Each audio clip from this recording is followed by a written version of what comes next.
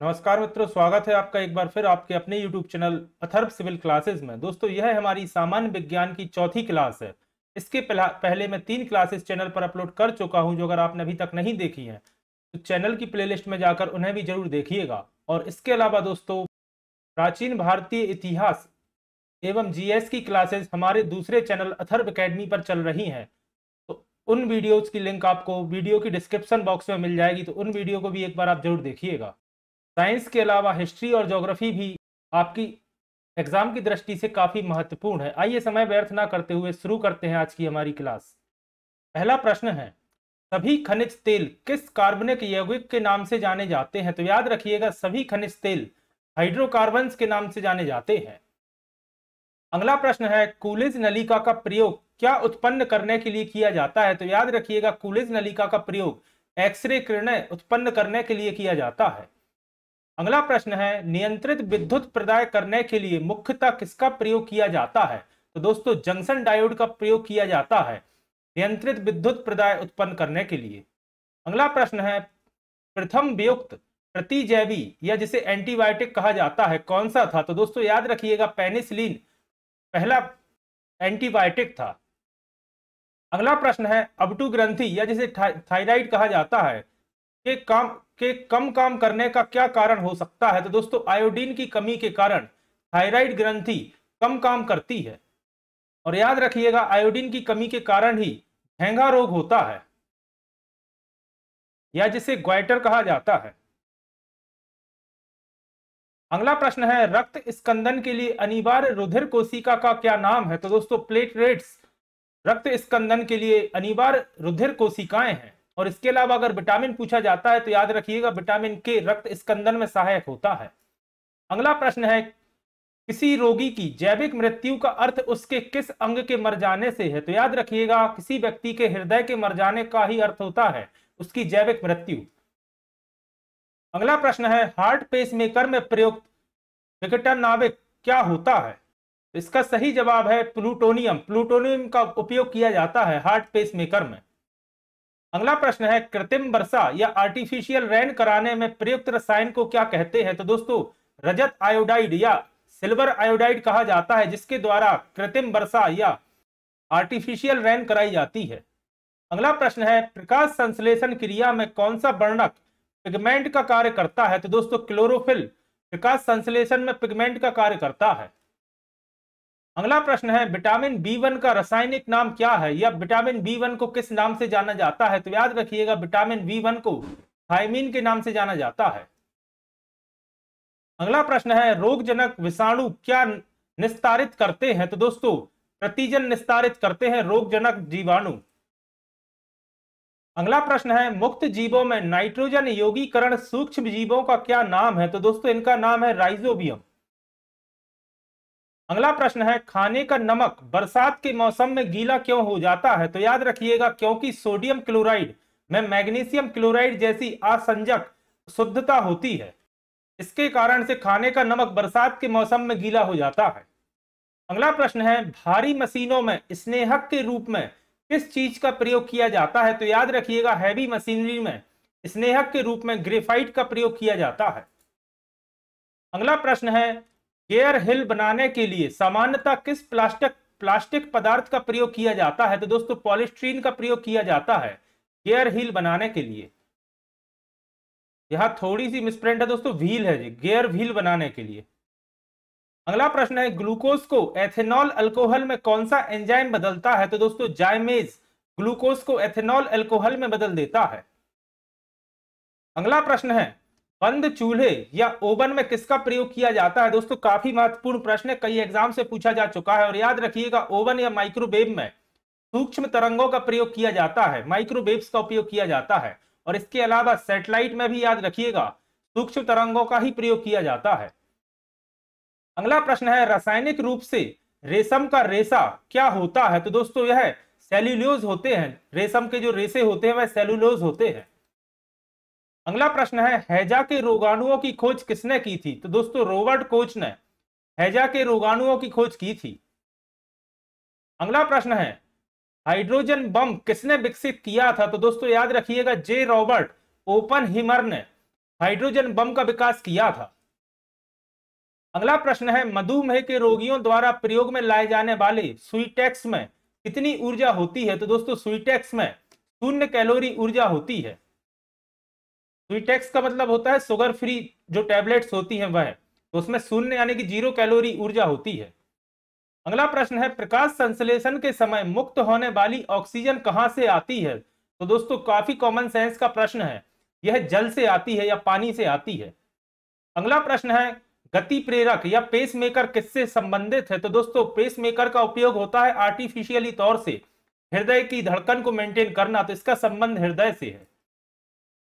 अगला प्रश्न है, ध्वनि का वेग किसमें सबसे अधिक होता है? तो दोस्तों इस्पात में ध्वनि का वेग सर्वाधिक होता है।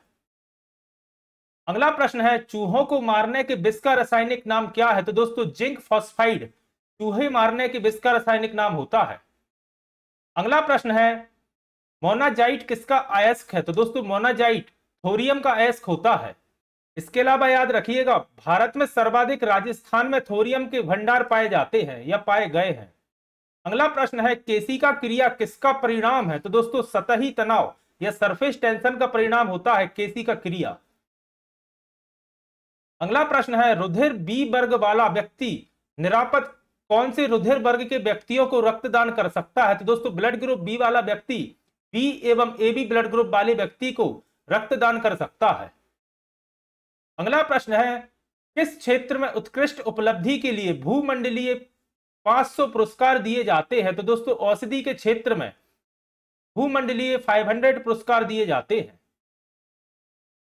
अगला प्रश्न है, सबसे तेज बढ़ने वाला पौधा कौन सा है? तो दोस्तों यूकेलिप्टस का पौधा या पेड़ सबसे तेज बढ़ने वाला पौधा होता है। अगला प्रश्न है, अम्लीय वर्षा में अधिक मात्रा में होता है, क्या होता है? तो दोस्तों सल्फर डाइऑक्साइड एवं नाइट्रोजन ऑक्साइड होता है सर्वाधिक मात्रा में अम्लीय वर्षा में, एसिड रेन में। अगला प्रश्न है, समुद्री शैवाल में क्या होता है? तो दोस्तों समुद्री शैवाल में आयोडीन की मात्रा अधिक होती है। अगला प्रश्न है, सुदूर फोटो चित्रण में विकास की कौन सी किरण उपयोग की जाती है? यहां मिसप्रिंट है, प्रकाश है। प्रकाश की कौन सी किरण उपयोग की जाती है? तो दोस्तों इंफ्रारेड किरण प्रयोग की जाती है। अगला प्रश्न है, डॉक्टरों द्वारा प्रयोग किए जाने वाला स्टेटोस्कोप किस सिद्धांत पर कार्य करता है? तो दोस्तों स्टेटोस्कोप ध्वनि का परावर्तन के सिद्धांत पर कार्य करता है। अगला प्रश्न है, पेनिसिलिन जो कि एक एंटीबायोटिक है किससे प्राप्त होता है? तो दोस्तों कवक या फंगस से प्राप्त होता है पेनिसिलिन। अगला प्रश्न है, किस विटामिन की कमी के कारण मसूड़ों से रक्त आता है और दांत हिलने लगते हैं? तो दोस्तों विटामिन सी की कमी के कारण मसूड़ों से रक्त आता है और दांत हिलने लगते हैं, और इस रोग को दोस्तों फायरिया कहा जाता है। अगला प्रश्न है, वह मृदा जल कौन सा है जो पौधे के लिए अति आवश्यक है? तो दोस्तों केशिका जल पौधे के लिए अति आवश्यक जल होता है। अगला प्रश्न है, वनस्पतिक प्रजनन द्वारा एक ही पौधे से प्राप्त संपूर्ण संतति को क्या कहा जाता है? तो दोस्तों उसे उस पौधे का क्लोन कहा जाता है। अगला प्रश्न है, निर्वात में ऊष्मा विकिरण का वेग क्या होता है? तो दोस्तों निर्वात यानी कि वैक्यूम में ऊष्मा विकिरण का वेग होता है प्रकाश के बराबर। अगला प्रश्न है, किस फल का विकास पुष्प क्रम में होता है? तो दोस्तों अनानास या पाइनएप्पल का विकास पुष्प क्रम में होता है। अगला प्रश्न है, सौर ऊर्जा को विद्युत ऊर्जा में परिवर्तित करने के लिए आवश्यक तत्व क्या है? तो दोस्तों सिलिकॉन उपयोग में आता है सौर ऊर्जा से विद्युत ऊर्जा में परिवर्तन के लिए। और यह प्रश्न इस तरह से भी आता है कि सोलर सेल में किस धातु का प्रयोग किया जाता है? तो याद रखिएगा सिलिकॉन का। अगला प्रश्न है, स्प्रिंग ड्रायर में गीले कपड़े को किस क्रिया द्वारा सुखाया जाता है? तो दोस्तों अभिकेंद्रीय बल द्वारा स्प्रिंग ड्रायर में गीले कपड़ों को सुखाया जाता है। अगला प्रश्न है, शरीर की सर्वाधिक प्रबल अस्थि कहां होती है? तो दोस्तों जबड़े की अस्थि शरीर की सबसे मजबूत अस्थि होती है। अगला प्रश्न है, गेहूं किस प्रकार के जड़ वाला पौधा है? तो दोस्तों गेहूं रेशेदार जड़ वाला पौधा होता है। अगला प्रश्न है, पृष्ठीय तनाव या सरफेस टेंशन का परिणाम क्या होता है? तो दोस्तों केशिका क्रिया सरफेस टेंशन का परिणाम होता है। अगला प्रश्न है, पुष्प के किस भाग द्वारा प्रकाश संश्लेषण किया जाता है? तो दोस्तों बाह्य दल पुंज द्वारा प्रकाश संश्लेषण किया जाता है। अगला प्रश्न है, पैरासिटामोल मुख्यतः किसके लिए सहायक औषधि है? तो दोस्तों ज्वर नियंत्रण या फीवर के लिए उपयोग में लाई जाती है पैरासिटामोल।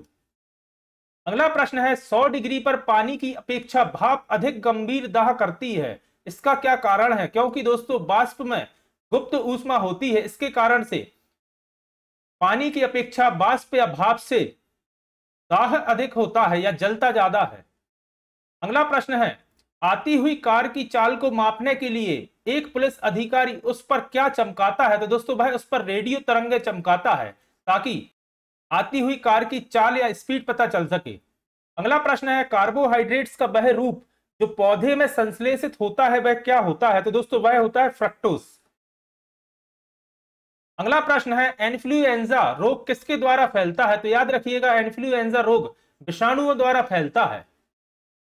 अगला प्रश्न है, दाल किसका उत्तम स्रोत होते हैं? तो दोस्तों याद रखिएगा सभी दालें प्रोटीन की उत्तम स्रोत होती हैं और सर्वाधिक प्रोटीन सोयाबीन में पाया जाता है, याद रखिएगा।